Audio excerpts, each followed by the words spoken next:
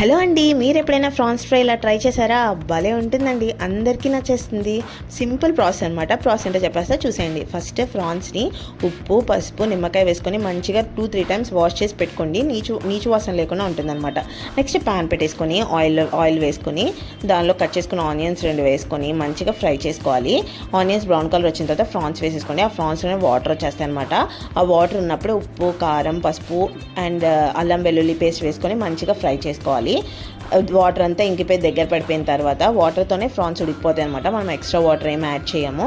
దానిలో కొంచెం కొబ్బరి పొడి వేసుకొని తర్వాత కట్ చేసుకున్న పచ్చిమిర్చి అండ్ కరివేపాకు వేసుకొని మంచిగా ఫ్రై చేసుకోవాలి. ఇలా బాగా పొడి పొడిలాడుతూ వస్తుంది అనమాట. ఇలా దగ్గర పడిన తర్వాత ధనియాల పౌడర్ అండ్ కొంచెం కొత్తిమీర వేసుకొని ఒక్కసారి కలిపేసుకొని ఇంకేముందండి, చాలా సింపుల్ సర్వ్ చేసేసుకోవడమే. చాలా టేస్టీగా ఉంటుంది. చాలా సింపుల్గా అనమాట. ముక్క కూడా చాలా సాఫ్ట్గా భలే ఉంటుందండి. రైస్లోకి కానీ లేకపోతే రసం పప్పుచారు కాంబినేషన్లో కానీ చాలా టేస్టీగా ఉంటుంది. ఇంట్లో మంచి కమెంట్స్ వచ్చేస్తాయి. ఒక్కసారి ఖచ్చితంగా ట్రై చేసి